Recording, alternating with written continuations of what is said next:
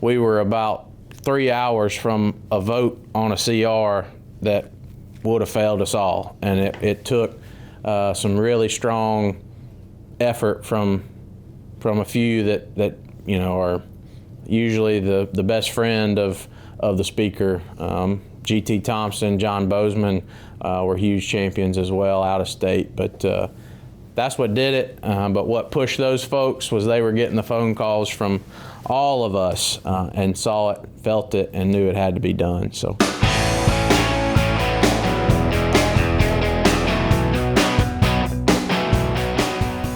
Hey everybody, welcome to the Louisiana Farm Bureau podcast. I'm your host, Karl Wiggers, and today we've actually got, we're not in the studio, and we've got a few guests, some familiar faces, some new faces. Right here beside me is Kellon Lee, a farmer from Tensas parish. Andy Brown, a familiar face. He's our commodity and public policy director at Farm Bureau, and Josh Copes is a banker in Tensas parish. And today we're at the Ag Outlook Conference Forum here in Alexandria, hosted by the LSU Ag Center and Dr.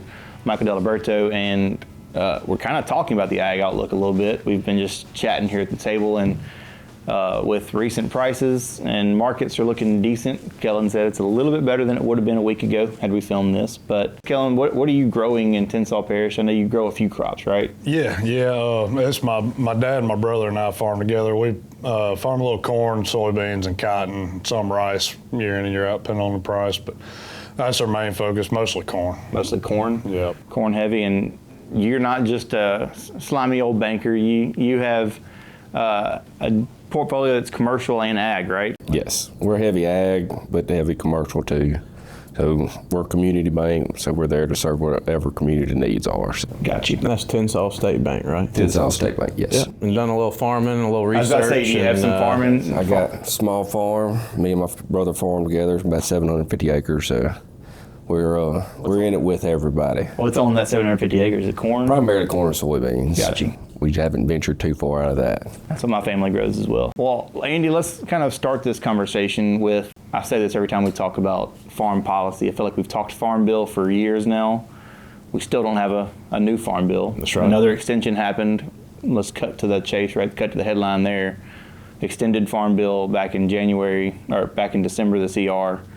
But this conversation with these guys really kind of picked up during harvest. How did that start for you? I know it's always on your mind. Yeah, we've talked Farm Bill a long time because it's not been from a lack of trying that we've been trying to get a new, improved Farm Bill. I would say we probably could have got a status quo rubber stamp Farm Bill, but that's not one that we're willing to take a deal on. But we've operated under an extension of this previous Farm Bill and into the summertime.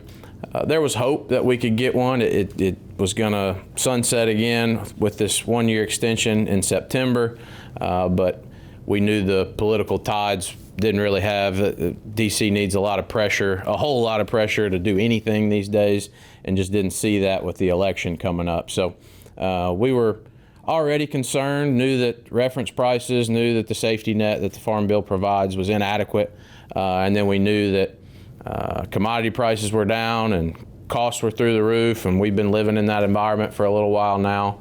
But what really began to change is when my good buddy here called me, was one of the first of what ended up being probably hundreds of calls, was from our members calling me to say, Andy, we know all these things. We know Farm Bill's not there for us. We know what our costs are.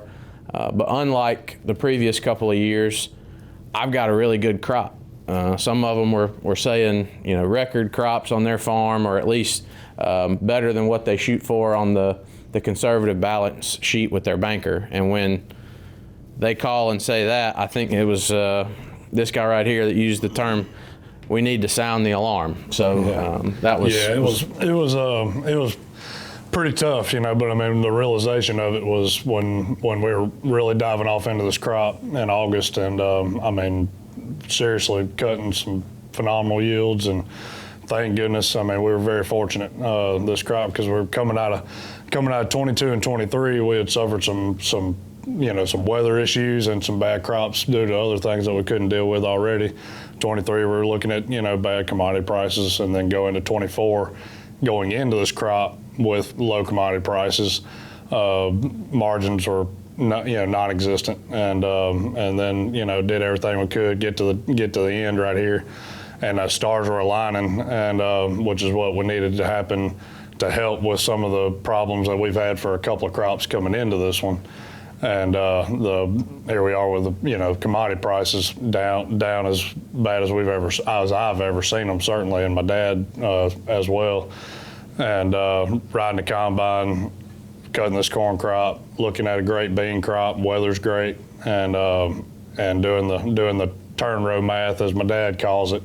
It's not there. We're still not gonna pencil out. May still come up short, and that's bad. That's hard to swallow when everything happens like you plan it, and it's that obvious that there's just not going to be any money there when you get done with it. And I take a lot of things come into factor there, because we the number one being things that were out of our hand, which is the darn prices.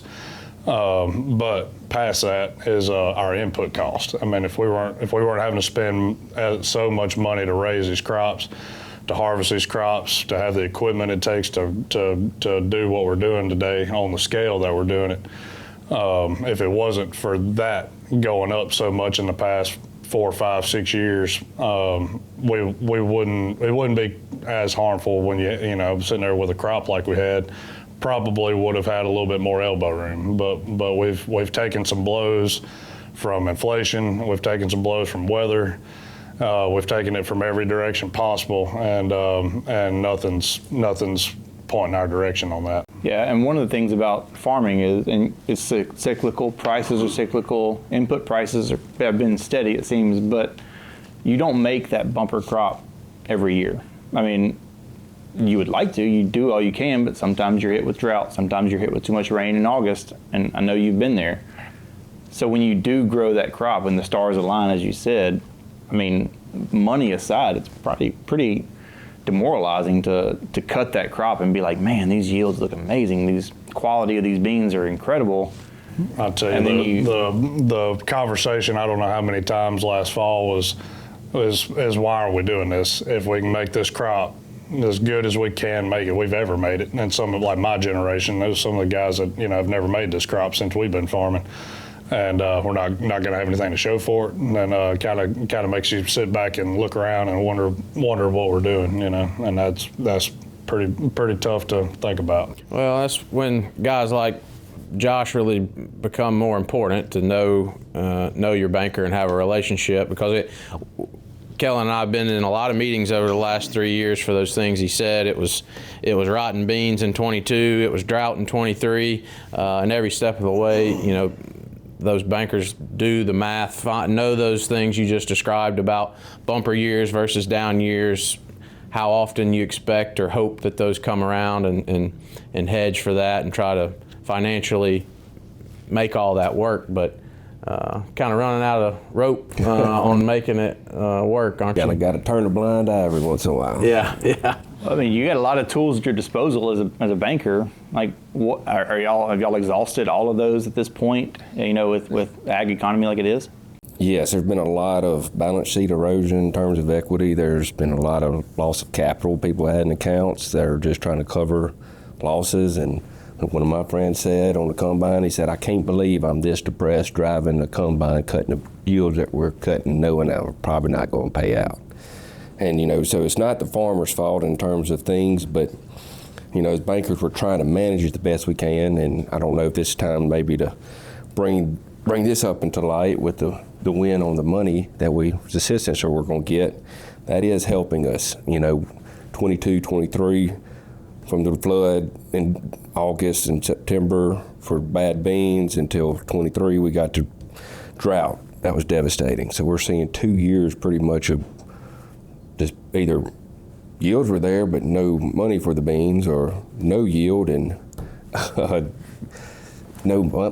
money was, I guess the commodity price was okay, but again, 2 bad years, no money for our crop this year with continued high input costs. It's 3 years just getting beat up. It's tough, and everybody, all the bankers I've talked to, they are able to utilize this money to the benefit of our producers, but it's still tough. I mean, it's just still tough. Well, I think it's key to point out just kind of the uniqueness of Southern agriculture here, because where we're about to head and describing what we were able to achieve with some financial assistance, there's no doubt it started in the Mid-South, and that really state farm bureaus and the partnership that we have with commodity groups like National Cotton Council, USA Rice, our peanut friends, not as much in Louisiana, but our neighboring states that we partner with, all were starting to hear it about that same time. When corn and beans started coming out of the field, it wasn't just a Louisiana problem. These weather challenges, market challenges, in our way, Kellon's way and Josh's way, and when they're working balance sheets, oftentimes is not like other parts of the country where you're managing that risk with crop insurance or with other ways. Theirs is flexibility in what you plant and grow. You heard Kellon's intro about rice when it makes sense. That's a big part of how our ag industry manages risk. But there's been no horse to ride there. All of them have been in the red, and so that's where it started. But once you started growing that out, and particularly this year with it caught up around the rest of the country, and the Midwest had a dry fall, so it just compounded. But thankful for the relationships we have. We're the first ones to put combines in the field, so that was probably part of it too. But it was really August, September where this low roar turned into a scream, and not just a few folks. It really started building, and we've talked about it. We've had Richard on the podcast, he and I, on the trip that we took, where this same grassroots level, local level, was happening at the highest level with Farm Credit Council, American Bankers Association, commodity groups, Farm Bureau, all in those offices. And that trip, remember if that was September, October, but I'll say it was late September, maybe October, early October, something like that. From there, that multi-commodity fly-in that we did, I would really point to that as kind of the turning point where folks like Mike Deliberto put out that paper, and we just started building that case, taking these personal stories and carrying them like we do as Farm Bureau to the level of advocacy. But there was a little something that happened in between there called a presidential election, and so that was kind of the all right. The dip. Yeah, we set the table here, but we're not ready to start carving it up, and we had to see how that shook out, and that did change a lot of things in this fight on to find this assistance. But one thing I'm very proud of with all those players, it's not always easy to keep. What's good for cotton isn't always good for peanuts, or isn't always good for grain sorghum, wheat, whoever. But we were really able to keep ag together as a family on this one. I believe, Washington doesn't have a clue, or understand that this isn't just happened in the past couple of months for that American farmer. This is years of multiple crops, multiple years of problems that we've been trying to suffer through. It's already late. It's already too late for a lot of people. And with that, it finally comes along. Like I said, things happen. Elections come. Finally, things start, changing, and progress is made.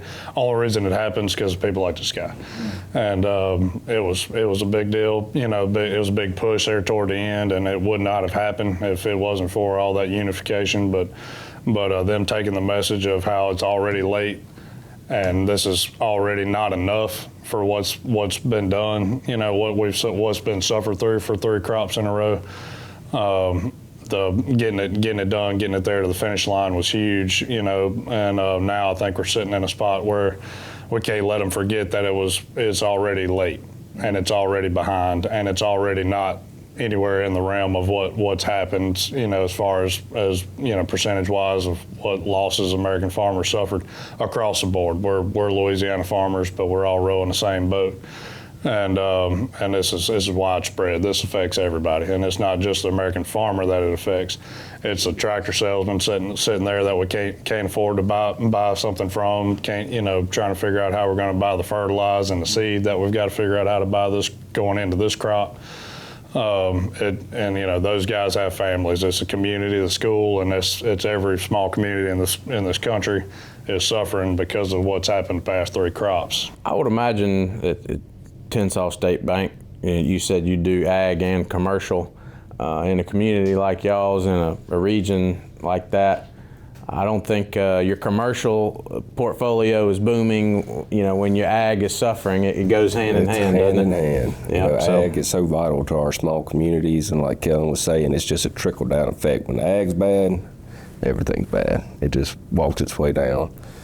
And so, I don't know, it's still tough out there. We look at different crop mixes to see what's going to cash flow best with, projected prices. We, a little positive outlook now, but it's kind of hard to change the prices in the middle of crop loan season.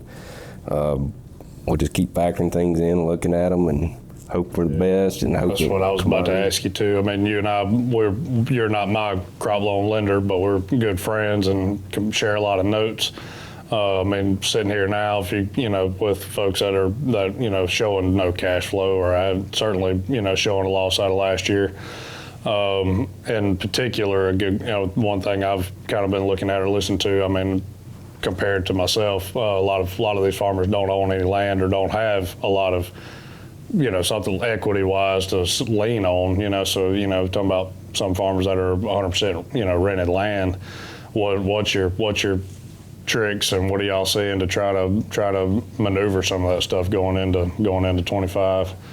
Pretty much crop mix, just what's going to be most profitable, if you will, or lose the least amount of money with. I don't know if that's a good way to put it, but that's our main thing that we can do. What can we do for certain notes that they may have? Can we combine them? Try to spread out the cost a little bit. What can we do? But with equipment equity and things like that, equipment is not what it was 2 years ago. So that's a challenge in itself as well. Yeah, and a lot of the equipment that some of us are dealing with was purchased high because the COVID situation ran these prices of this equipment up a lot, and of course now it's turned back around. So and now there's people that have equipment that can't even sell their equipment. Of course that goes back to people can't buy equipment either. So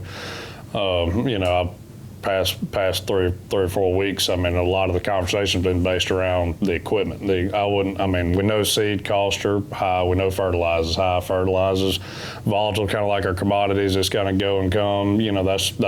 That's different. But this equipment has gotten to be really hard for us to figure out how to keep using to raise these crops. I think another big indicator of this, and which was a piece of how we put all this together, I think you were there with me, but back in the spring we had Congresswoman Letlow up in Lake Providence, and they were dealing with some flooding and all that, but there was folks in that room that I would consider landowners more than farmers. They retired out of farming, or but big landowners that just honestly don't always show up to the meetings. They've got their portfolio and the little farm production meetings or whatever. Well, they were there. And they were concerned, and those are big time business people that were the first ones to say, Julia, we're gonna need your help, and we can make a bumper crop, and we're still gonna need your help. And sure enough, that's where so having those conversations, those meetings, bringing all that to the table, just like this wasn't a fly by night thing, all of a sudden a problem. We've been working that.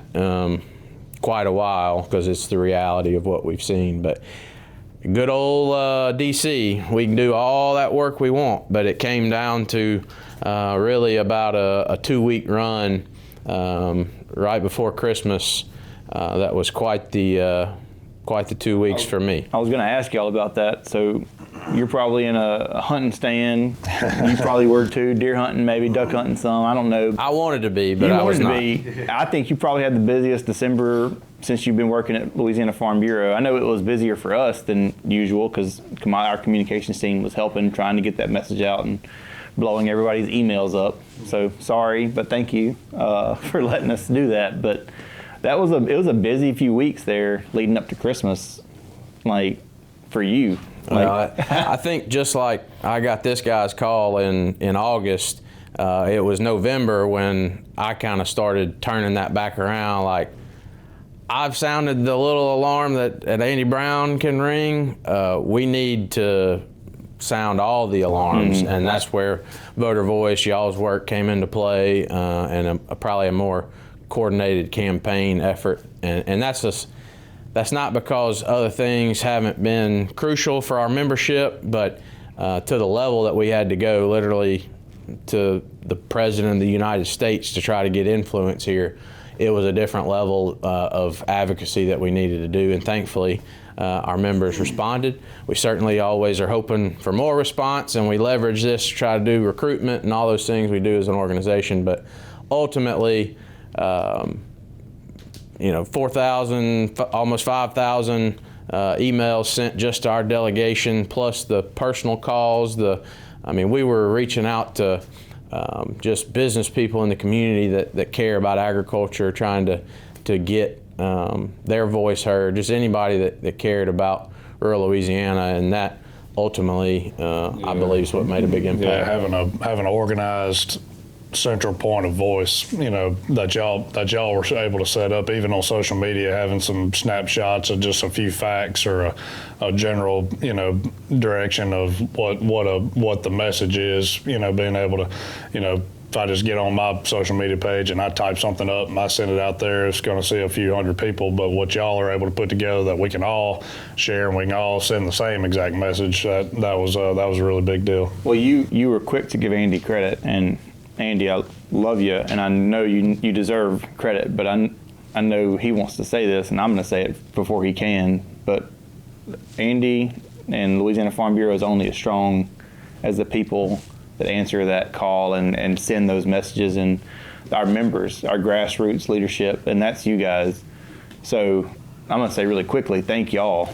I know you were very vocal about take the 30 seconds it takes to do this voter voice. That's where our strength comes from, because Andy and I have one vote each, but when we can maximize that, spread that around, and have you guys amplifying that message, y'all are, all of a sudden now we have hundreds, thousands of voters in these districts that matter, and that's where our strength comes from, is the unified voice you're talking about. I do think this has shown us we've taken that for granted a bit, that paid guns can go up there and get it done, because thankfully, I've been successful in my career getting some things done. Farm Bureau has certainly been successful in its 100 years, but it's those times, if it's just, I'm not the guy to preach this message, but if you don't exercise and then you try to just jump on the treadmill, you ain't running full tilt. I'll promise you I know a little bit about that side of it, but same deal, you got to exercise that advocacy muscle, so that you got to stay plugged in. You got to go to those meetings that you don't necessarily want to go to, because when it's time to pull the trigger, you got to be ready, and thankfully we do enough of that to be successful. But go ahead. We're like y'all's meeting in Delhi.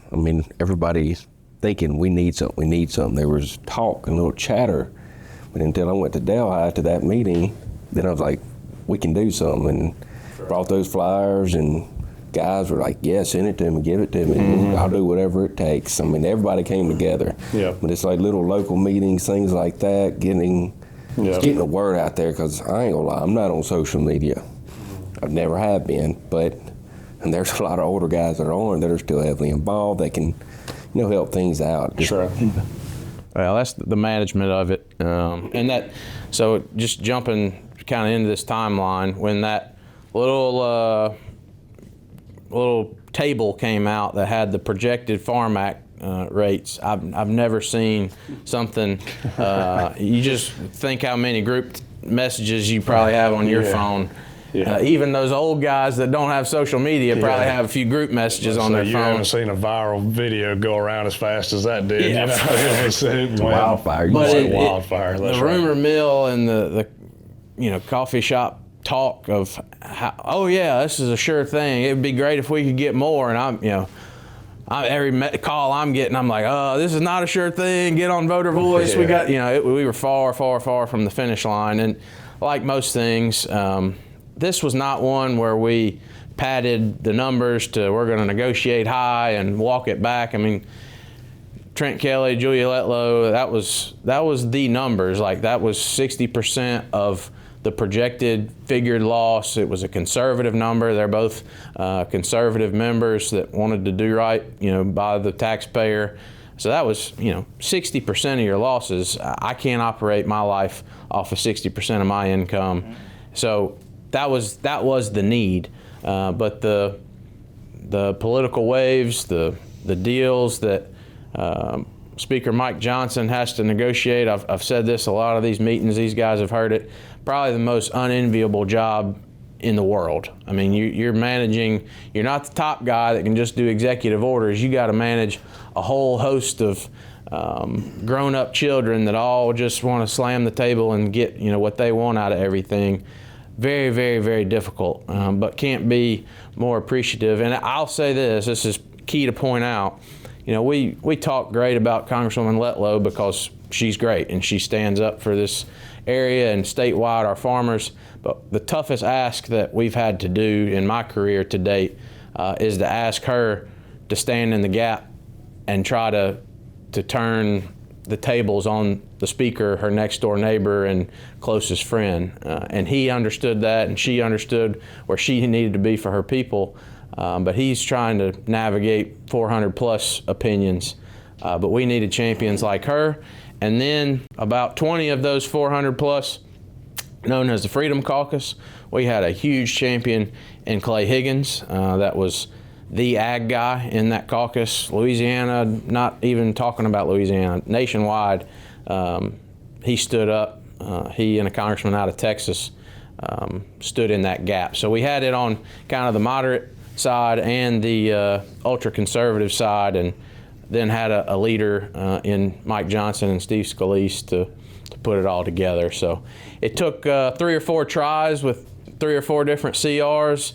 Some we liked, some we didn't like, but a Friday afternoon in December, we were at $0 an acre on every crop. The easiest thing to do, the most consistent thing to do for Speaker Johnson was clean CR, nobody gets anything, kind of like with your kids sometimes, the best discipline is y'all can't decide what you want, well, we're not doing any of it. Well, that was where the speaker was headed, and it was agriculture. It was that message that we had been laying forward finally resonated and had the right champions in place to say that's not good enough. And over a weekend in December, we had 2 or 3 other versions, and finally a version where ag was the last man standing. The most collective one-time assistance for agriculture that we've ever seen in a single package, $31 billion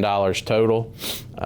But it still falls short of where we want to be, but still a win. 31 plus extending a farm bill to hold some of our other commodities steady where they're at.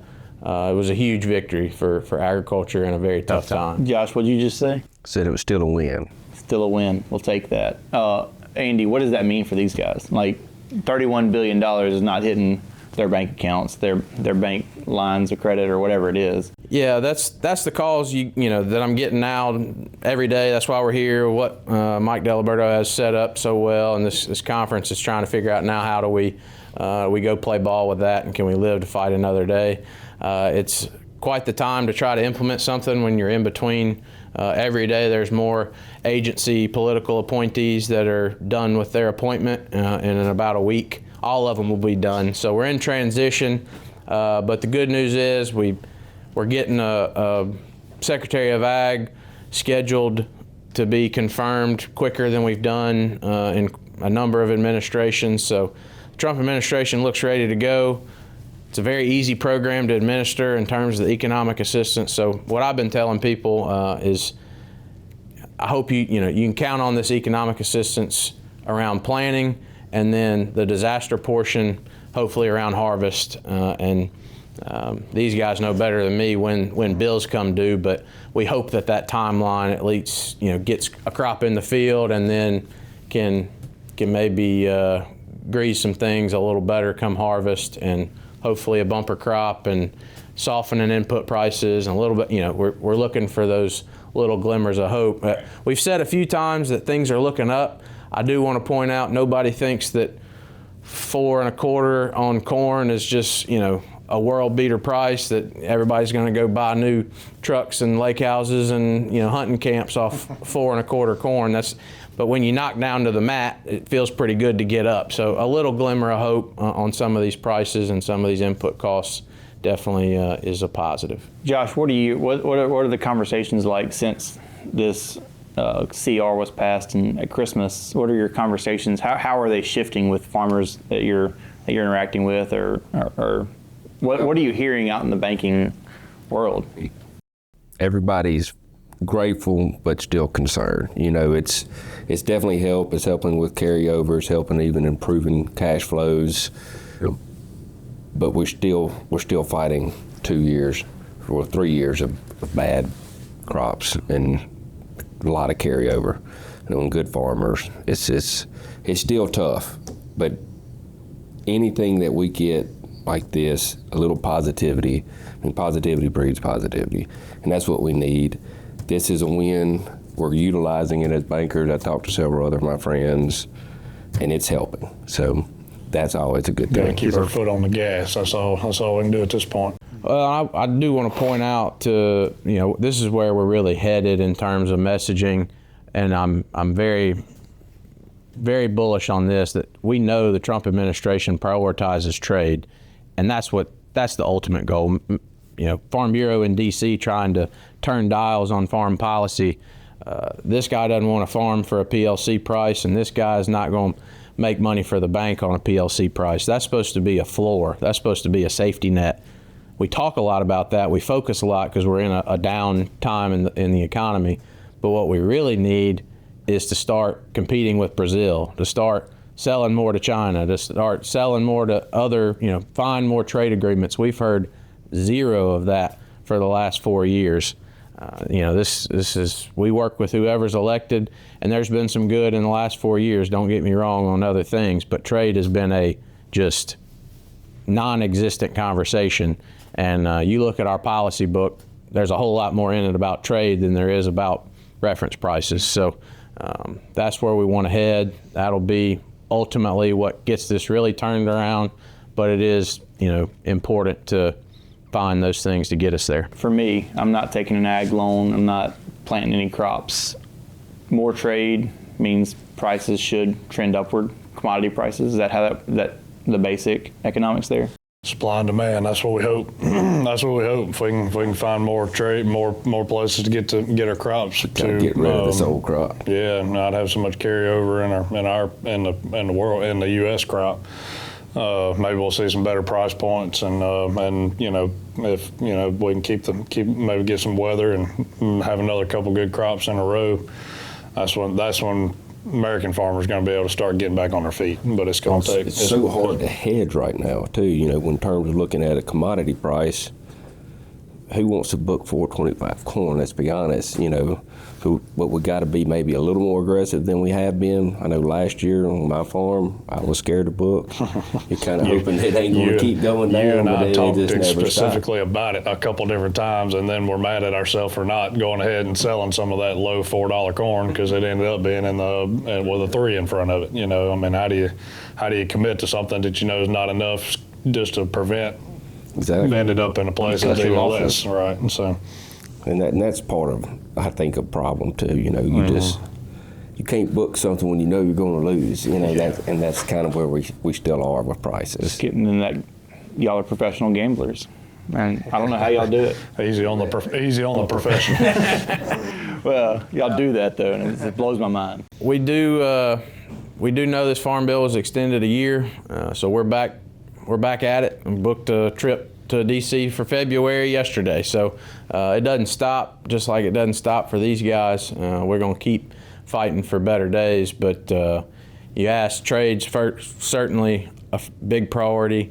the regulatory environment would be a huge area of focus, where all those input costs, yeah, they're chasing a margin, and when price changes, they're going to go with it. But those input suppliers have a ton of costs associated that they're passing on. So if we can reduce that burden, that's another way. And then ultimately, you just pray a little bit and hope God takes care of the rest with some favorable weather. And you don't wish bad on your neighbors, but you hope that you can be that one supplying that demand. So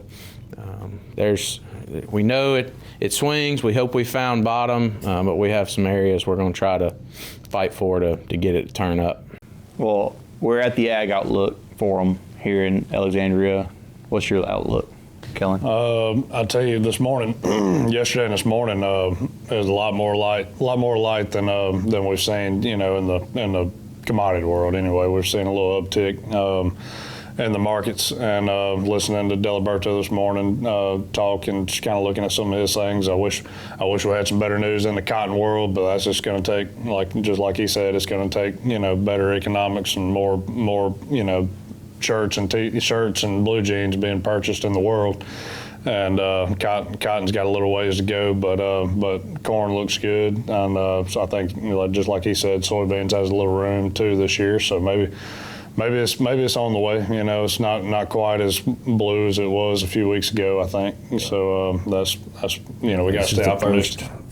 Positive talk I've heard in a while. I was going to ask you, are you feeling optimistic a little bit? I see that's a nice smile I see right there. I know you said it's not I do bright. feel a little more optimistic after listening today, so we'll just keep up with that. And I guess we got to be a little aggressive this year, maybe. I don't know, on our bookings, and maybe we can get last year back to back. That would be all right, wouldn't it? Just get some early March corn in there. Yeah. We know that there are folks that didn't make it or are still needing Brooke Rollins to get on the job and tell us when this economic assistance is going to hit, to know whether their planter's going to turn over a time again.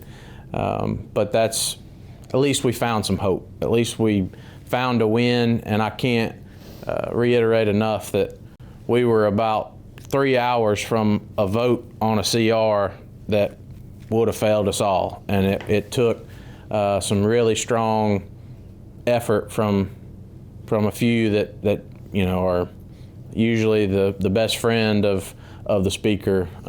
G.T. Thompson, John Bozeman were huge champions as well, out of state, but that's what did it. But what pushed those folks was they were getting the phone calls from all of us and saw it, felt it, and knew it had to be done. So, tell you what, we've got a pretty nice team represented in Louisiana, don't we?